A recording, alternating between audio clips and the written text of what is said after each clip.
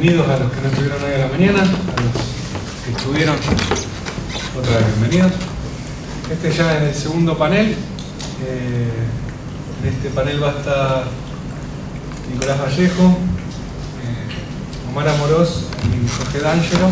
Bueno, estamos esperando aún, así que va a arrancar alguno de ellos dos. Y ahí nos están diciendo que ya vienen. Bueno, Nicolás, una pequeña introducción o una pequeña nominación. Psicoanalista y ex integrante del Instituto de la Familia. Y bueno, y Omar Amorós, psicoanalista. Nos dejamos con ellos. Lo único a acotar es que después del panel no va a haber preguntas en este espacio, sino que vamos a trasladarnos al cafetín que está ahí afuera y vamos a intentar armar una especie de charla un poco más íntima allá. Bien, cualquier cosa, las preguntas que tengan, opiniones y demás, se las pueden hacer a ellos en el cafetín. Alguno de los panelistas a lo mejor va a fumar primero. Alguno de los panelistas fumará antes y después irá al cafetín. Bien, bueno.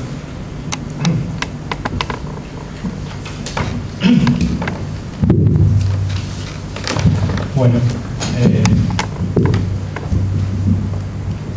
buenas tardes. ¿Se escucha bien? ¿Se escucha? Sí. Por supuesto que en principio quiero agradecerle a los compañeros de Colectora la invitación y saludar este tipo de eventos, así como lo decía Juan Cruz a la mañana. Ya el simposio del año pasado tuvo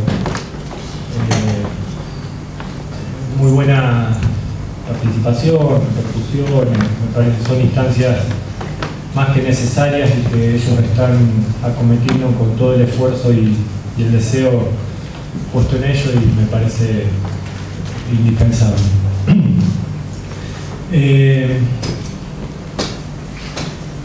El título del simposio, como ya saben, y también algo se dijo a la mañana, es el analista, su institución. Yo en algún momento, hace unos años, me invitaron a formar parte de un panel donde también había una titulación donde la coma estaba puesta en juego, y digo esto porque no vale repetir los chistes, pero bueno, yo decía ahí, y lo repito, que pareciera que todo se juega en esa coma, aunque Juan Cruz decía que ahí, bueno, o sea, un secreto. Pero me parece que la coma esa es el psicoanálisis se juega en esa coma. De todas maneras, me parece que a ver, muchos conocerán que el término institución es polisémico. Esto lo dice, entre otros, pero lo dice y lo trabaja fuertemente Castoriadis. Es polisémico en tanto da cuenta de un acto, y luego el acto de instituir, y por supuesto lo que él llama las instituciones segundas, o ya lo que serían agrupamientos en relación a ciertas normas y demás. Pero fundamentalmente de lo que él habla es de la institución de la sociedad. Esto básicamente hace referencia a la no naturalización de las sociedades, a que efectivamente en determinado momento el colectivo anónimo instituye una sociedad como tal, y que así como se puede instituir, es decir, haber un acto de creación, también puede haber un acto de destrucción. Por lo tanto, hay lugar para la novedad. En definitiva, es en una sociedad particular en la que el análisis y los analistas se instituyen. Por lo tanto, hablar de el analista y su institución, en este sentido, no es posible pensarlo sin pensarlo en tal sociedad instituida.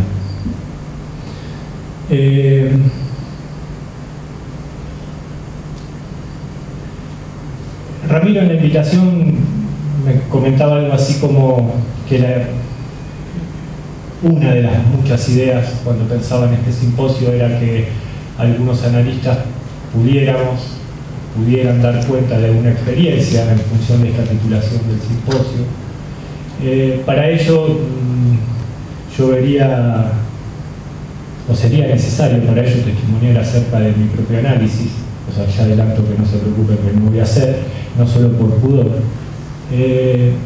Pero además lo que está en juego ahí me parece que es este concepto de experiencia, que es transmitir una experiencia. Y a mí me parece en este sentido, benjaminianamente, de que se asiste a una crisis de la experiencia o a un crepúsculo de la experiencia, como él lo llama en un texto, a una pobreza de la experiencia. Ya vamos a ver un poco eso. En definitiva, era indispensable titular el trabajo, aún en el marco del título general del simposio, y al trabajo lo titulé Tradición y Transmisión. Hoy a la mañana en la Serra, en una exposición muy interesante que planteó, comenzó la exposición justamente dándose cuenta de un párrafo de Lacan que había leído y releído muchas veces y nunca había percibido que en ese párrafo estaba el término tradición. A mí esto me pareció muy interesante porque además algo de lo que voy a decir es que no parece ser un vocablo perteneciente a nuestros congresos, a nuestras jornadas. En cambio el de transmisión sí, ¿verdad? Bien, paso a leer el trabajo, voy a ir contándoles más o menos. Como les decía, tradición y transmisión, y el primero de estos términos no tiene demasiada presencia, hasta hoy a la mañana al menos, porque después en el diálogo también apareció mucho en relación a cómo concebir la tradición. No tiene demasiada presencia en los intercambios psicoanalíticos, ya que suele vinculárselo con la religión o la filosofía y en menor medida con la historia del arte. ¿Por qué entonces situar en el título mismo de esta charla o de este trabajo a la tradición? Apelar a los diccionarios etimológicos o de uso suele ser un recurso muchas veces utilizado, aunque no siempre ese recurso tenga valor heurístico. Trataremos en este caso de problematizar las definiciones que nos permitan una articulación posible con aquello que intentamos cercar. Ya desde su origen latino, esta palabra se aproxima casi hasta superponerse con el otro de los términos, la transmisión. En efecto, tradere, que en latín es hacer entrega a otro, denota tanto aquello que se transmite como el acto de transmitir y de recibir. Actus tradendi. Por otro lado, en alemán, perdonarán mis horribles pronunciaciones, Überlieferung es el término que habitualmente se traduce como tradición, remite tanto al verbo lieferen, es decir, proveer, proporcionar, suministrar, y al prefijo Uber, muy conocido por los psicoanalistas, ya que entre otros se encuentra en nuestro concepto fundamental de transferencia, Übertragung. Proveer a otro a través de, entonces sería una traducción más o menos literal de la palabra alemana. Aquí aparecen las respuestas más tradicionales acerca de la tradición. A través del tiempo, de generación en generación, se transmiten bienes culturales, usos, costumbres, instituciones, mitos, saberes, significaciones, es decir, todo aquello que, recibido de los mayores, funda y mantiene unida a una comunidad. Por lo tanto, lo que aquí vemos es que tradición incluye o supone determinado concepto de experiencia que a su vez postula determinado concepto de tiempo.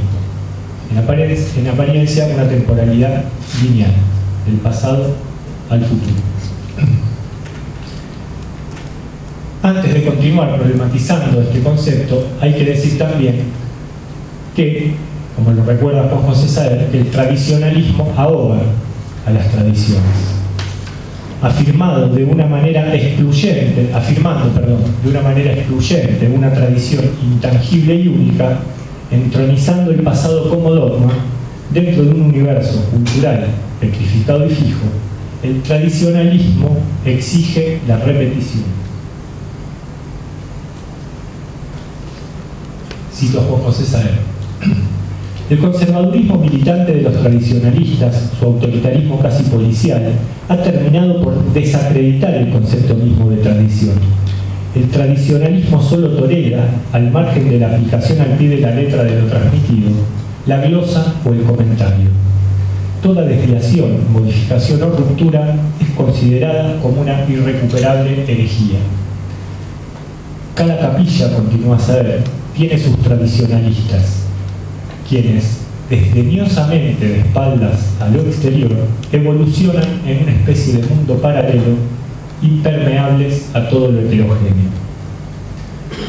Si la tradición enlaza las generaciones, si es un presupuesto o un requisito para la pretensión identitaria de una comunidad, no es menos cierto que este aspecto de continuidad temporal está obligado a considerar el cambio y la transformación, ya que, como decíamos antes, la tradición incluye también el acto de recibir lo transmitido.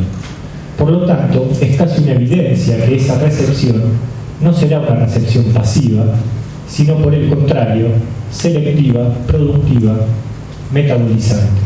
Aquí podemos empezar a acercar el concepto de herencia, que tal vez después tengamos tiempo de comentar. Dos polos entonces, ambos pertenecientes al mismo término, es decir, a la tradición, la conservación y la innovación. En esa tensión, en esa coma, se aloja aquello que podríamos llamar ruptura o revolución. Es notable también, aunque no haya sido destacado suficientemente, que la palabra revolución también comporta en su propio origen y definición una similar ambigüedad. Es decir, originándose en la física, principalmente en la obra de Copérnico, es hacia el último cuarto del siglo XVIII donde las revoluciones científicas y las políticas se suceden mutuamente. Por lo tanto, el término indica, por un lado, la aceleración de la historia, es decir, la confianza en el progreso, y por otro lado, la ruptura de una lógica. La ruptura entonces pertenece al proceso mismo de la tradición.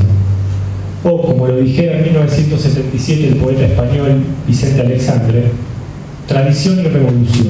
He ahí dos palabras idénticas. Ahora bien, hablaba de la institución y la institución de una determinada sociedad. Hay un excelente y complejo estudio llamado Ruptura de la Tradición, de tres intelectuales españoles, Amengual, Cabot y Bernal, editado por Trota en el 2008. Los editores plantean en la introducción lo siguiente: hay que calibrar el significado de la actual crisis de la tradición, que se suele calificar de ruptura, entre cuyos efectos hay que destacar la entrega del individuo a las cambiantes e instantáneas actualidades con la falta de orientación y la arbitrariedad que de ella se deriva. Y agrega: una característica de la conciencia de nuestro tiempo es la percepción de que se rompe continuamente con el pasado. La afirmación de lo presente, y sobre todo de lo nuevo, consiste frecuentemente en marcar las diferencias con el pasado, con lo dado por la tradición, con lo establecido. Bueno, por supuesto que de esto muchos de ustedes ya conocen. Ha habido muchísimos desarrollos en el campo intelectual.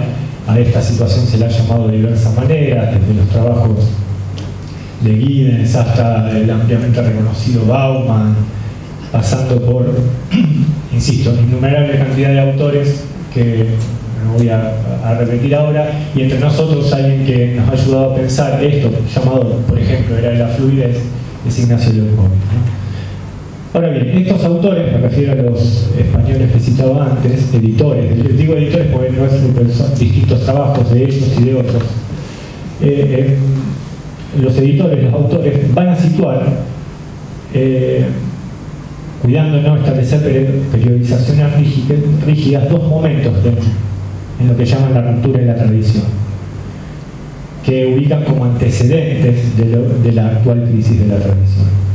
Van a situar sobre todo el momento de la Reforma y un segundo movimiento con filósofos como por ejemplo los jóvenes hegelianos, Feuerbach y Marx, y fundamentalmente Nietzsche, ¿no? Rehusándonos a multiplicar indefinidamente entre las citas de Nietzsche, digamos solamente que es en las consideraciones introspectivas donde aparece fuertemente todo su trabajo en relación a la memoria, al olvido y a ese famoso enunciado de la historia como lastre, ¿no? Aunque parezca o sorprenda a algunos, Marx también, algunos pocos años antes, las consideraciones introspectivas son del 73-75, 1873-75, en 1870 Marx le escribe a Pape una carta en la que le dice: por desgracia, la desgracia de los franceses, incluso de los obreros, son los grandes recuerdos. Será necesario que los acontecimientos pongan fin de una vez por todas a este culto reaccionario del pasado. Es decir, había una fuerte necesidad en la época de exorcizar el pasado. Ahora bien, resulta contradictorio, creo, que en este momento en donde efectivamente el pasado aparece como lastre, en este tiempo tiempo instantáneo, una lógica muy ligada a lo que un historiador francés, François Artaud, llama el presentismo, la lógica del goce, ¿no? Llama la atención, decía, que al mismo tiempo hay como un culto deliberado hacia la memoria, ¿no? Esto, bueno, ha sido también trabajado por muchos autores, ¿no? El giro memorial se ha llamado, la era del testigo, etc., ¿no? A partir de todos los 50º y 40º aniversarios de Auschwitz, fundamentalmente en Estados Unidos, y así sucesivamente, ¿no? Ahora bien, en un mundo musealizado, donde la meta parece ser el recuerdo total, los críticos reprochan la pérdida de la conciencia histórica. Las modas retro, ¿no? Buscar todas aquellas cosas, detalles, ¿no? De autores insignificantes incluso, muchas veces. Según Leuckovitch, podemos decir que el tiempo nacionalmente instituido, es decir, el tiempo tradicional, es el de la sucesión. Un instante sucede a otro, y el instante previo permanece como condición de sentido del instante posterior. Pero la institución actual del tiempo parecería que es la de la sustitución. Un instante sustituye al anterior, que cae en la nada del insignificante. Sin embargo, como decíamos, en los últimos años el tema de la memoria ha adquirido una significativa relevancia. Hay una imperiosa necesidad de recordarlo todo. Esa memorialización, ese pasado fetichizado, es para algunos una suerte de respuesta compensatoria a la angustia de un presente fugaz y evanescente. Se convoca el pasado como conjuro frente a este presente efímero. El historiador italiano Enzo Traverso, que interpreta esta obsesión memorialista invocando la distinción que establece Benjamin entre, puedo pedir disculpas, Erfahrung y Erlebnis. Son dos formas que podrían traducirse como experiencia y o vivencia, pero no sé si un rigor filológico, alguien que tal vez sepa alemán podría corregirme, al menos estos autores, sobre todo Traverso, pero también Benjamin, ligan más la Erfahrung a la experiencia, en tanto experiencia transmitida, y la Erlebnis a la vivencia, en tanto vivencia individual. Me fui a buscar el concepto en alemán de la vivencia y satisfacción, y efectivamente ahí la palabra alemana que aparece junto con satisfacción, creo, es Erlebnis, no es Erfahrung. Erfahrung es la experiencia transmitida. Bien, el Traverso dice que el Erfahrung sería típica de las sociedades tradicionales, mientras que la modernidad se caracteriza por precisamente la pérdida de la experiencia transmitida.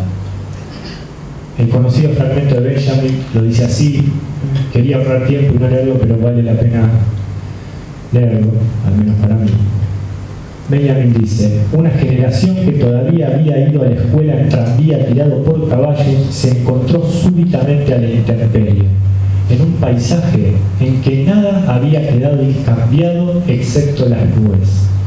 Entre ellas, rodeado por un campo de fuerzas de corrientes devastadoras y explosiones, se encontraba el minúsculo y quebradizo cuerpo humano. La experiencia que se pierde entonces es aquella que podía transmitirse, la que, como señala Agamben, podía tenerse sin hacerse. Esto, para la transmisión del psicoanálisis, luego veremos por qué, es, creo, fundamental. Una experiencia que puede tenerse sin hacerse. Para Benjamin no se trata, recordamos, de que no haya más ninguna experiencia, sino la que se caracterizaba por pasar de generación en generación por medio de diversos relatos. Lo experiencial quedó cada vez más adherido a lo vivido. Tradición y transmisión en psicoanálisis. Freud inventó un método que se fue transmitiendo a través de las sucesivas generaciones de analistas de modos más o menos formales, más o menos institucionalizados. Hoy nosotros somos receptores de esa tradición y al mismo tiempo transmisores eventuales de una herencia cuya repercusión futura no podemos ponderar aún. En esta cita extraída de la bitácora de un psicoanalista de Oscar Sotolano, nos encontramos con casi todos los términos que queríamos mencionar en este trabajo. Receptores de una tradición, transmisores de una herencia. Una acotación respecto al término herencia, lo había mencionado antes y lo digo.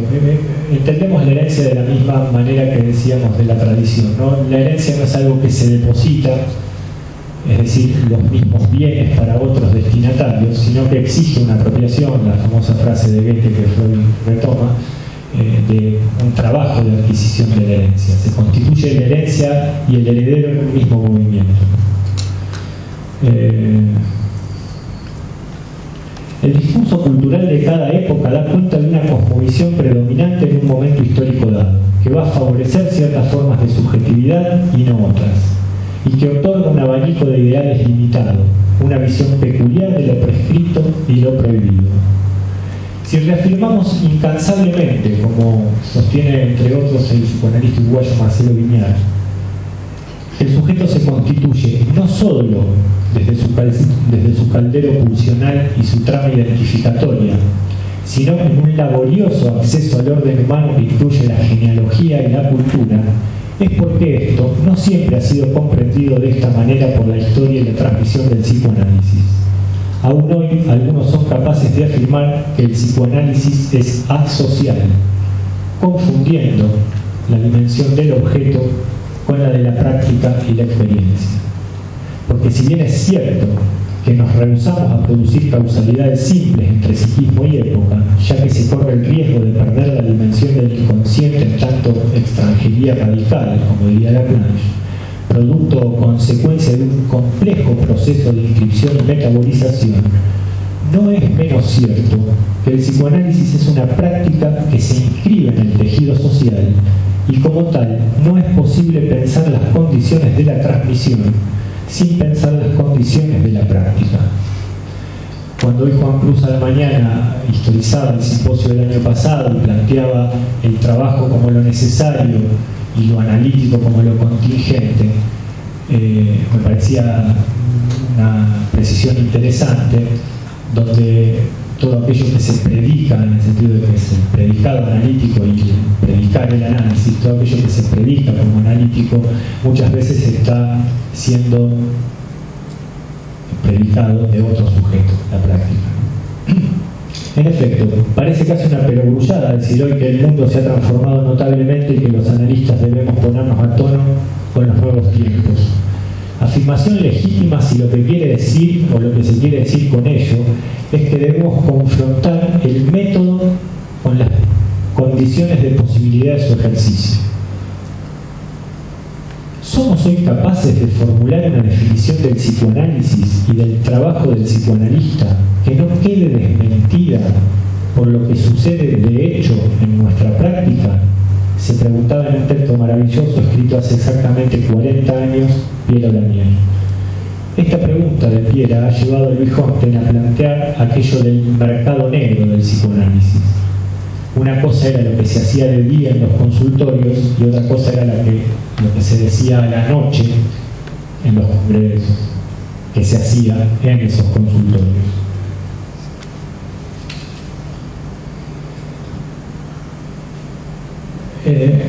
Hoy las cosas parecen ser diferentes. El peso de las instituciones, ante la cual había que dar cuenta de lo que se hacía, el precio de la mentira y el ocultamiento, parecería haber desaparecido.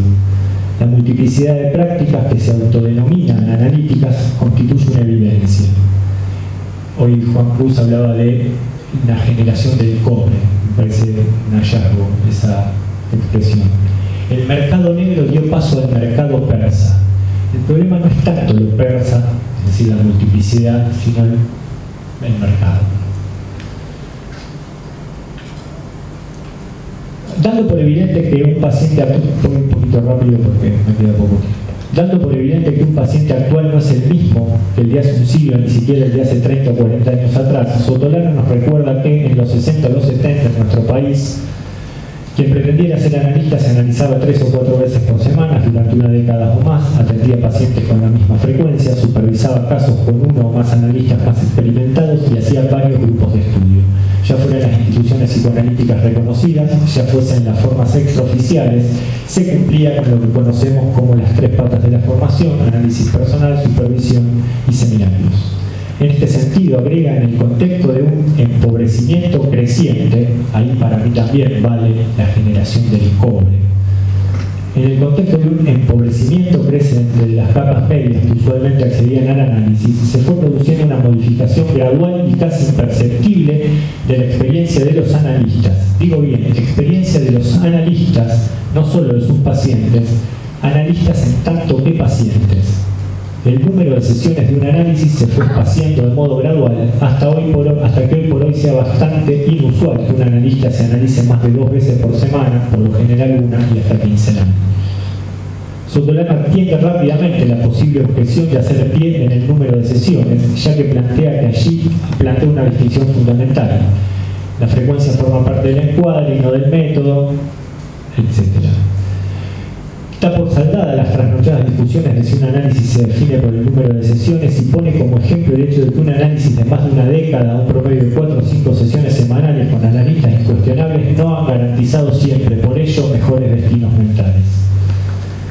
En efecto, 4 o 5 sesiones no garantizan nada. Ahora bien, ¿es indistinto el número? La sugerencia freudiana es de corte epocal. ¿Existe relación de exigencia entre la asiduidad, problema del encuadre, y las posibilidades de cumplimiento de la regla fundamental, problema del método? Un paso rápido todo esto.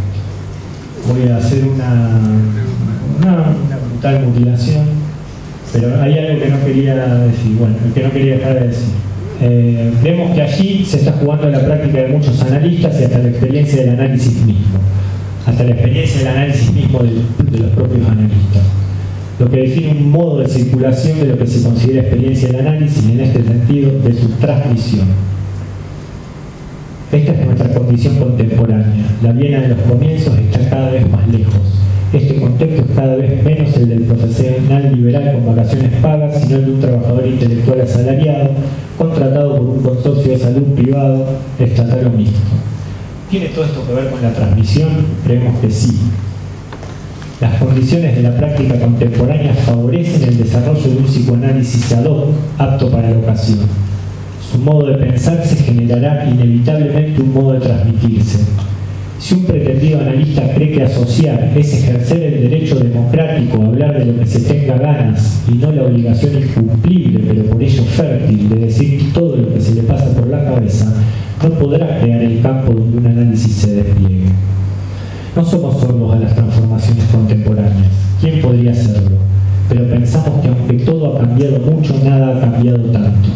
A la convicción que proclama que los pacientes son otros y que la clínica también, nos gustaría decirle que es cierto, pero que no debemos olvidar que uno de los hallazgos del psicoanálisis fue haber dado las razones profundas que hacen que siempre un paciente sea otro y la clínica también. Por ello era tan importante esto de una experiencia que se tiene sin hacerse para poder pensar el análisis que recomienza cada vez con un paciente. Y yo quería terminar, voy a pedir, por favor, que me dejen leer un fragmento. Quería terminar con 3 fragmentos, negocio voy a terminar con 2, uno lo dejo para después. Uno es de Benjamin y es muy breve, de experiencia y pobreza, y decía: en nuestros libros de cuentos está la fábula del anciano que en su lecho de muerte hace saber a sus hijos que en su viña hay un tesoro escondido. Solo tienen que cavar, pero ni rastros del tesoro. Sin embargo, cuando llegue el otoño, la viña porta como ninguna otra en toda la región. Entonces se dan cuenta de que el Padre les legó una experiencia. La bendición no está en el oro, sino en la laboriosidad. Mientras crecíamos, nos predicaban experiencias parejas en son de amenaza o para sosegarnos. Este jovencito quiere intervenir, ya irás aprendiendo. Sabíamos muy bien lo que era experiencia. Los mayores se la habían pasado siempre a los más jóvenes. en términos breves, con la autoridad de la edad, en proverbios, prolijamente, con locuacidad, en historias, a veces como una narración junto a la chimenea ante hijos y nietos. Pero ¿dónde ha quedado todo eso? ¿Quién encuentra hoy gentes capaces de narrar como es debido? ¿Acaso dicen hoy los moribundos palabras perdurables que se transmiten como un anillo de generación en generación? ¿A quién le sirve hoy de ayuda un proverbio? ¿Quién intentará vérselas con la juventud apoyándose en la experiencia? Y ahora sí, para finalizar, Montaliz, un librito que se llama Ventanas, con pequeños textos, uno de ellos que se llama El adiós a la novela, que aquí aparece todo el problema de la narración y de la transmisión. Dice: esas historias de enfermos se leen como novelas. Freud se sorprende, más que felicitarse, lo lamenta. Como novelas, sí, en la medida que son historias, narraciones. Un análisis, por su parte, no se presta a narración. Se niega a ella, se resiste como un caballo salvaje que uno quiere domar. A menudo, cuando recibo un eventual futuro paciente, veo tejerse la trama de una novela. Una historia de vida se dibuja, una infancia, dramas, duelos, momentos de inflexión, hechos destacados, un medio social. En algunos casos tengo tal convicción de comprender, de captar los hilos de un destino, que hasta llego a anticipar lo que vendrá, como en la lectura de una novela. Y luego bastan unas pocas sesiones para que la historia se confunda, para que lo inteligible abra paso al enigma, para que sea incapaz de contar lo que fuere. Es posible incluso que los motivos que hicieron venir a ese hombre, a esa mujer, se me escapen. Cuando olvido su lugar entre los hermanos y hermanas, ¿y qué pasa con los padres? ¿Viven todavía? Y su profesión, su nacionalidad, ya no sé con quién estoy tratando. Somos dos desconocidos. Él ya no es la paciente, yo ya no soy el psicoanalista. Avanzamos, ambos en la oscuridad. Más adelante el paisaje será menos borroso. Aparecerán formas que darán lugar a otras, que transformarán las precedentes en bocetos provisorios para que al final el análisis concluya en un era tan simple. ¿Es posible transmitir el movimiento de un análisis? Al menos esta condición, que se oiga la voz del otro en la mía propia. El análisis o el fin de lo novelesco, y a veces el comienzo de la escritura. El relato del sueño elimina el sueño soñado. El relato de análisis borra e incluso destruye el análisis. ¿Qué es propicio en nuestras reproducciones? ¿Cómo despedazamos desgraciadamente esas grandes obras de arte de la naturaleza psíquica? Lo escribe Freud a propósito de su historia del caso del hombre de las ratas. Y sin embargo, para nosotros, qué logro, qué hazaña esa historia.